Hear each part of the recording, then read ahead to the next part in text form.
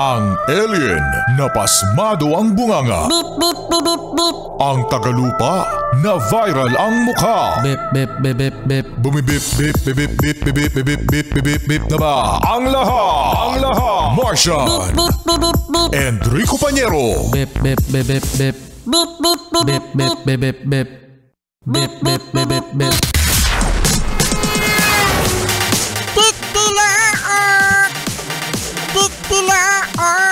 Beep, beep, beep, beep, beep. Ito na ang 101.1 Yes FM Balitang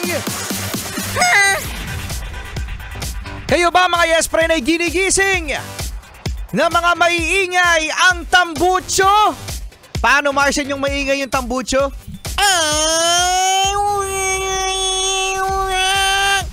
Boom!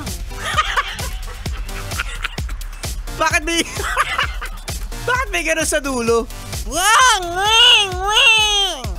Ganon kaingay mga Yes Friend ang mga tambucho ng ilang mga motor.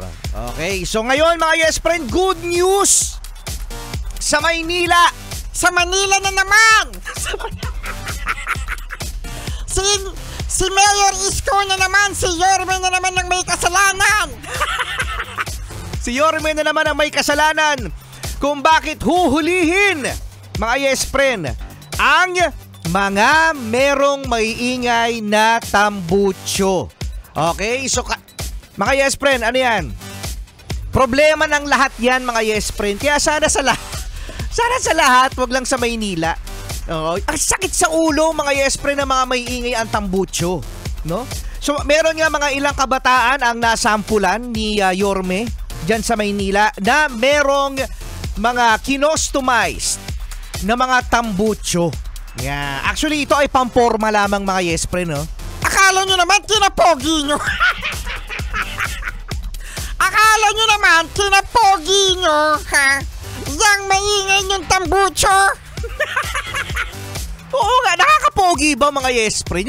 Yung mga nagpapa ingay ng tambucho, kinaangas nyo ba yan?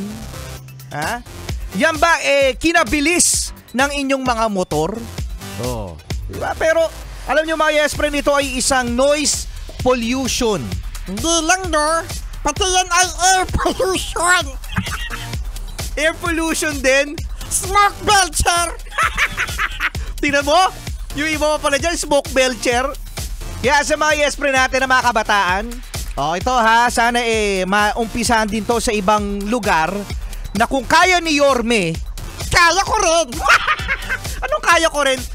Kaya rin ng ibang mga lugar. No, hindi lang sa Metro Manila, pati sa buong Pilipinas. Ngayon mga Yes Friend, in fairness naman talaga, lahat nakatutok. Lahat nagmamatsyag sa mga galawang Yorme. At sana naman mga Yes Friend, maging role model itong si Yorme sa ilang mga mayor, politiko, diba? Councilor man yan o kahit sino na pumunta sa kalsada, pumunta sa taong bayan. Taong bayan na naman. Lagi na lang taong bayan. Oo, ang taong bayan mga Yes Friend. At hindi lang basta nakaupo sa opisina. Diba maganda mga Yes Friend, di ko alam kung ito ba ay pagiging epal dahil sa lagi na lang mukha niya ang nakikita sa social media. Pero kung maganda naman mga Yes Friend ang pagiging epal niya dahil sa gumagawa ng aksyon at talaga namang may solusyon, aba, sana magawa din yan sa ibang lugar dito sa Metro Manila at sa buong Pilipinas. Di ba? Kaya sa mga Yes Friend natin dyan na may ingay ang tambucho, Katapusan nyo na. Katapusan nyo na sa Maynila. Sana all.